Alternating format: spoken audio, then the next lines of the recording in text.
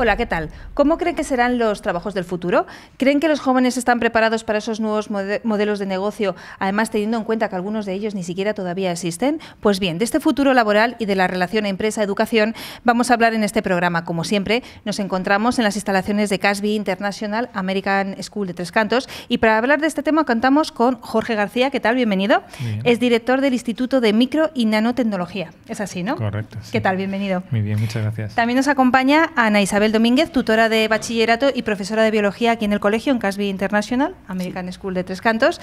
Y también tenemos a un alumno, a César Ramírez, de segundo de bachillerato. ¿Qué tal? Muy bien, buenas tardes. ¿Bien? Pues vamos a hablar un poco de esos nuevos modelos de futuro, modelos laborales, que incluso algunos todavía no existen, ¿no? Vamos a ver un poco cómo preparar a nuestras futuras generaciones. Pero sí que me gustaría con Jorge charlar un poco sobre el Instituto de Micro y Nanotecnología. ¿Qué es este instituto? ¿Cuáles son sus labores, sus funciones, sus líneas de actuación? Pues el instituto pertenece al Consejo Superior de Investigaciones Científicas, que es el principal organismo de investigación en España. Y en concreto nosotros trabajamos en tres grandes áreas de investigación. Hacemos investigación básica y tratamos de que tenga aplicaciones en el mundo real, ¿no? Entonces, estos tres grandes temas son las tecnologías de la información, los ordenadores del futuro, también para la recolección eficiente de energía, para ayudar a minimizar el efecto invernadero y hacer viable un futuro para la humanidad. Y, por último, en temas de salud, en concreto de detección precoz de algunas enfermedades muy relevantes actualmente, como el SIDA o el cáncer. Esas serían las tres líneas Esas de actuación, ¿no? Las tres líneas de actuación principales en las que trabajamos. ¿Y en qué proyectos se está trabajando ahora mismo? Pues somos un grupo de investigadores, 22 investigadores. Cada uno de estos investigadores tiene diferentes proyectos, ¿de acuerdo? Entonces, los principales proyectos que tenemos están financiados sobre todo por la Unión Europea. Muchos de estos proyectos más exitosos trabajan en la detección precoz del cáncer. Esa sería una de las grandes líneas. Hay otros proyectos que trabajan en lo que se llama termoelectricidad. Es el conseguir energía eléctrica a partir de una diferencia de temperaturas, frío o calor, que también es útil para la recuperación de energía, por ejemplo, del calor de los tubos de escape. Por ejemplo. Es así. Y bueno, y luego tenemos otros muchos proyectos quizás más específicos, que no sería tan fácil de explicar Son complicados, en 2 ¿no? minutos. Pero, por ejemplo... Pues, por ejemplo, estamos fabricando nanoestructuras, porque nuestro centro es el Instituto de Micro y Nanotecnología. Entonces, nuestro objetivo es, a base de nanoestructurar, es decir, de hacer la materia muy pequeñita, diseñar esta materia con unas propiedades que de otra forma no tendría estas propiedades. De tal manera que nosotros podemos crear materiales nuevos para que sean utilizados en algunas aplicaciones en concreto. En concreto, otro de los proyectos respondiendo a tu pregunta, pues por ejemplo para hacer células solares más eficientes.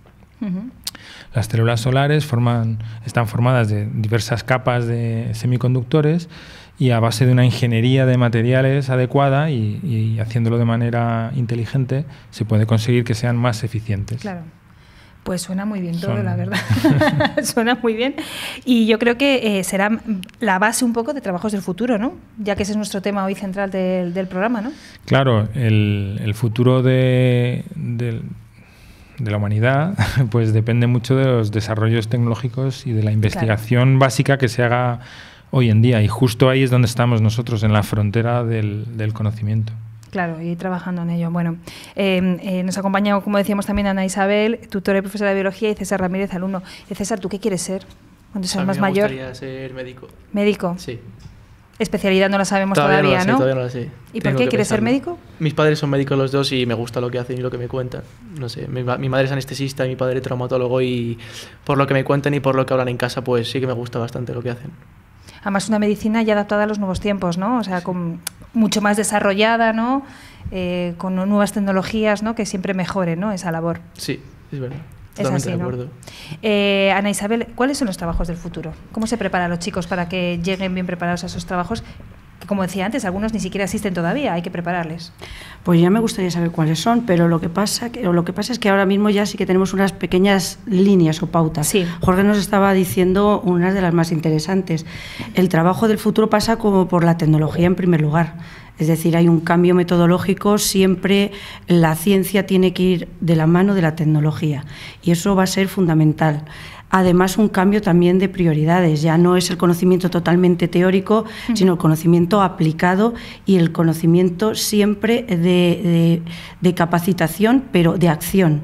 No solamente aprender conocimientos, sino hacerlos. O sea, práctico. Efectivamente, totalmente práctico.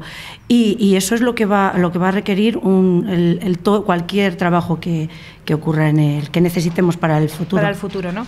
Jorge, Sí. ¿consideras que es así? O sea, tecnología y ciencia siempre deben ir de la mano, ¿no? Y formar un poco a las futuras generaciones de manera más práctica, ¿no? No tanta teoría. Sí, claro. El saber afrontar problemas reales, retos de la sociedad, desde un punto de vista tecnológico, científico, y con una parte creativa también muy importante, porque no hay que olvidar que los científicos están en la frontera y no es un trabajo tan ingenieril, Claro. que se trata de seguirle dándole vueltas a algo que ya se conoce, sino de explorar nuevos espacios y nuevos terrenos, y para eso hace falta la creatividad. Por eso a veces los científicos tienen esa imagen de un poco de locos. Son creativos, ¿no? Porque tiene que tener una parte creativa.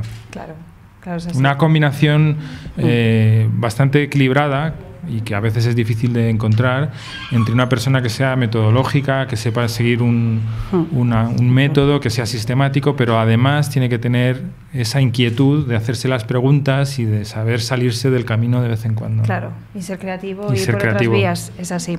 La empresa y los colegios se pueden adaptar, ¿no? Crear sinergias un poco para preparar, ¿no? A esos alumnos para un futuro, ¿no? Para esos trabajos del futuro. Y yo creo que es fundamental, es decir, los futuros trabajadores los tenemos ahora mismo en los colegios, entonces es vital saber qué necesitamos o qué necesitarán en un futuro para poder formarlos. Claro. La empresa tiene que ir de la mano de los colegios y en ello estamos. De hecho, cada vez más los colegios ya no son organismos estancos donde los niños van, los profesores están con ellos y no salimos a ningún lado. Al revés, cada vez visitamos más centros de investigación, empresas, lugares donde ellos ven un futuro o intentan prepararse para ese futuro, qué es lo que más les apetece hacer. Claro. Y cómo se tienen que ir formando. Nos sirve tanto a nosotros como a ellos, ¿no? Para decidirse de cara al futuro.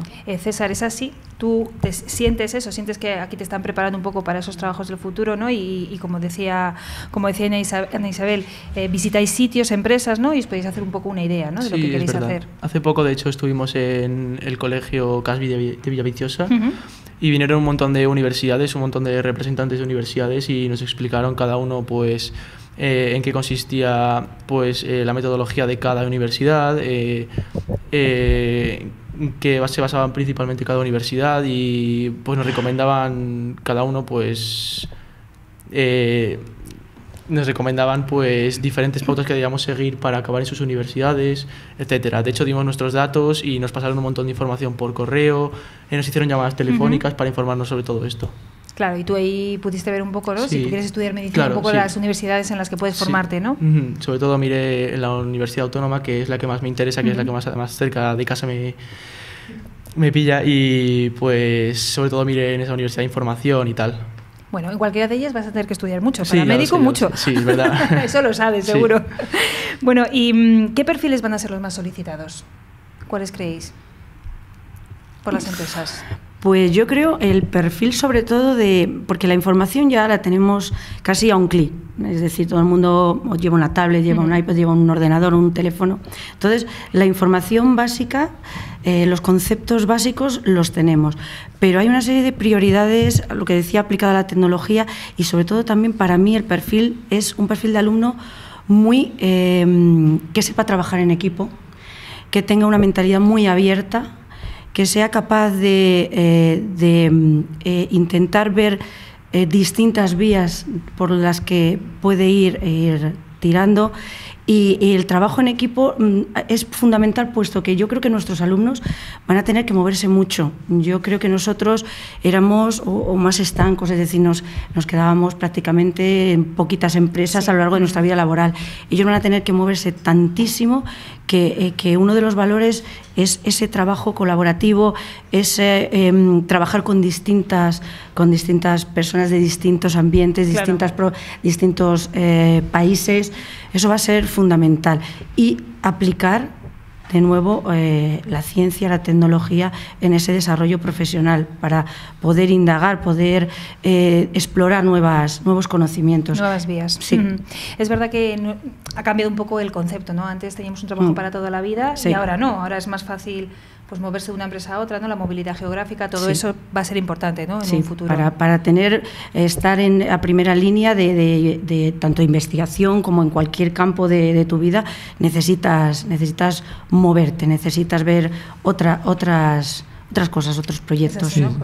Sí, yo creo que efectivamente, como ha apuntado mi compañera, el modelo antiguo modelo de maestro que tiene el conocimiento e imparte al alumno, que es un vaso vacío y qué tal, ese modelo está totalmente obsoleto. El conocimiento lo tenemos todos en la punta de la mano, o del dedo gordo con el móvil.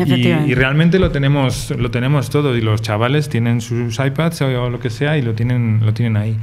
Así que lo importante realmente es alguien que sepa pensar, discernir, moverse en esa maraña de información, a veces falsa, a veces no falsa.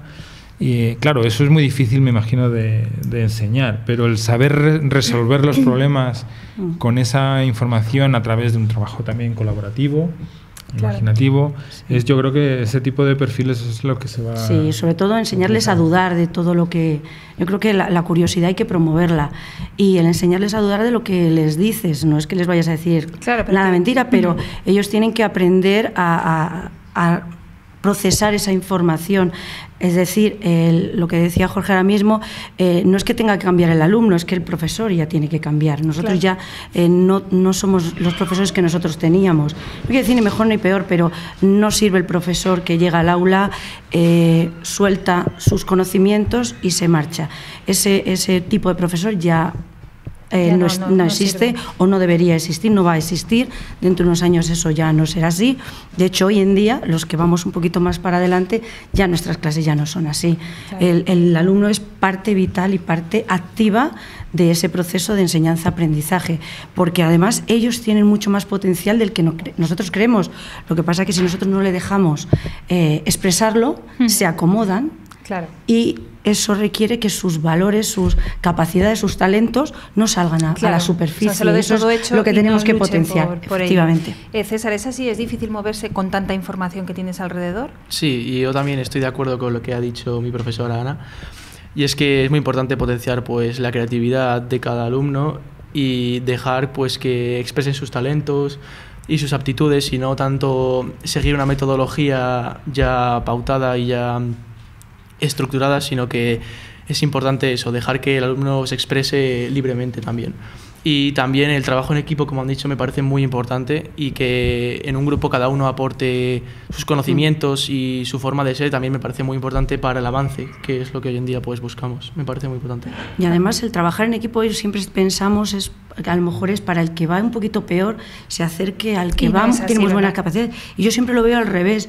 Hay alumnos con muy buenas capacidades, pero que son muy estrictos, no aceptan la opinión de los demás, les gustan ellos siempre guiar al grupo, y a veces está bien, pero también hay que dejar a los demás que te aporten. Los trabajos del futuro van a ser así, es decir, tanta colaboración que tú no te puedes cerrar a los que los demás te puedan aportar. Y sobre todo porque hay alumnos que a lo mejor en una determinada faceta de ese trabajo no son tan buenos, pero a lo mejor en la otra son impresionantes. Yo lo veo cuando les mandamos a hacer trabajos más colaborativos, pues a lo mejor hay gente que es muy bueno maquetando y demás, y tiene una parte creativa excepcional, y otro pone más los conocimientos, y te sorprenden muchas veces. Es buscar un poco los talentos, ¿no?, que tiene cada alumno, porque al fin y al cabo las empresas van a demandar cada vez más esos talentos, ¿no?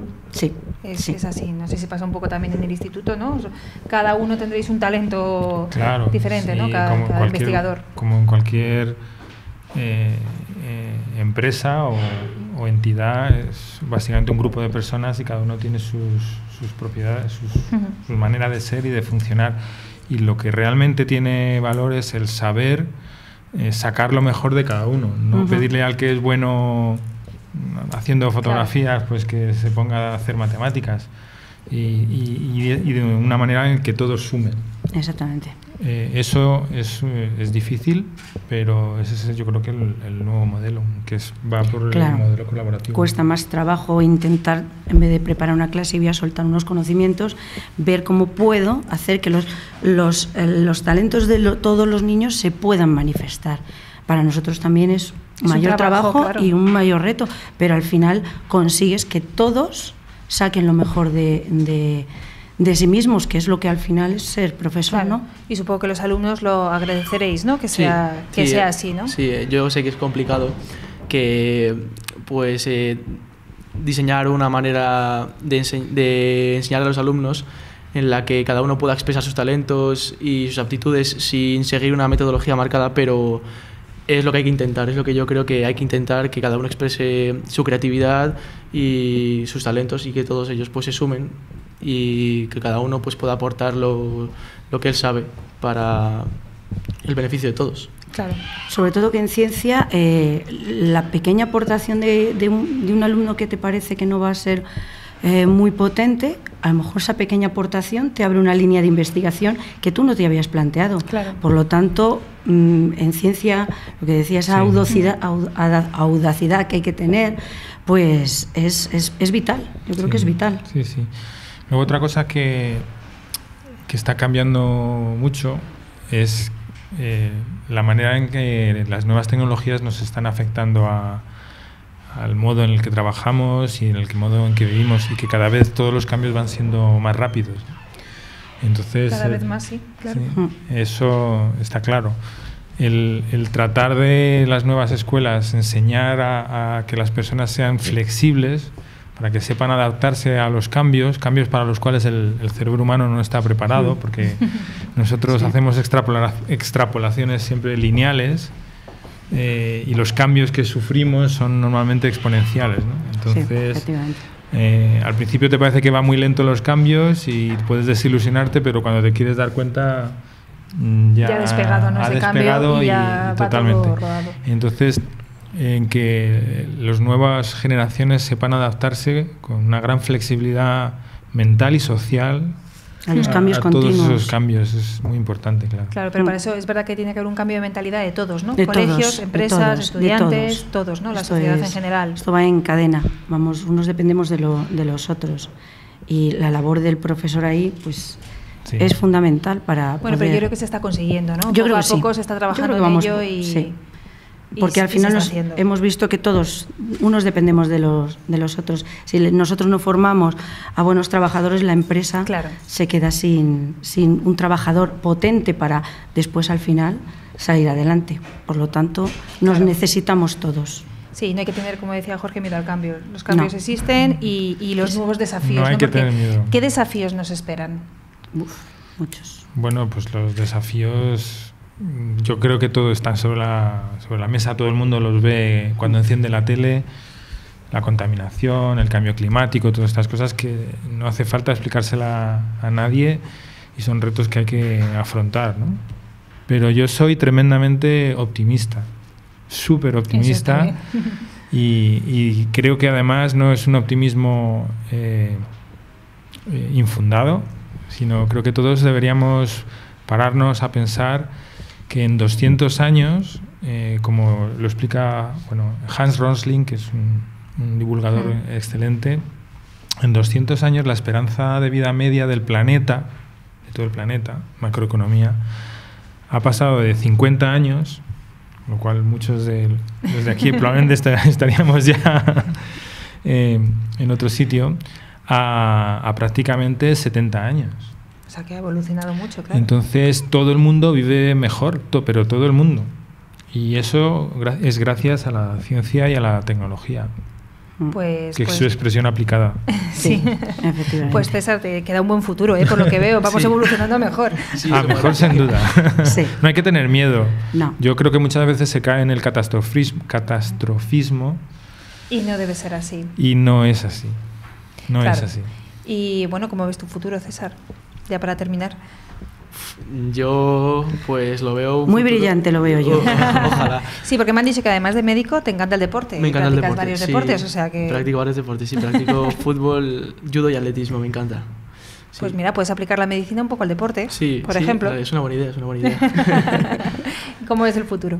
Pues veo un futuro, pues la verdad, en el que va a predominar yo creo que la tecnología y los avances tecnológicos, pero un futuro en el que yo creo que los valores del esfuerzo y de la constancia van a ser todavía muy importantes como siempre lo han sido. Sí que es verdad que los nuevos valores, como hemos comentado, de la creatividad y el trabajo en equipo van a ser muy importantes, cosa que no ha hecho a lo largo del tiempo, pero valores como el esfuerzo y la constancia también yo creo que van a ser muy vitales en el futuro también. Pues nos quedamos un poco con todas esas ideas, ¿verdad? Y para seguir avanzando, que no haya que tener miedo a esos cambios ni a esos nuevos desafíos. Por supuesto. Y no antes me quiero despedir sin comentar un poco el festival, ¿no?, que tenéis en el instituto. Cuéntanos Sí. un poco cuándo va a ser y qué es lo que se va a hacer. Pues a nivel nacional se está organizando un nanofestival para la divulgación de lo que es la nanociencia, la nanotecnología. Hay eventos por todo el territorio nacional, Barcelona, Zaragoza, por muchos sitios, en Madrid. Y en concreto nosotros aquí en Tres Cantos estamos organizando 3 actividades. Una es un cineforum en el que vamos a proyectar 2 películas de ciencia ficción. Qué bien. Entrada gratuita para todos los públicos.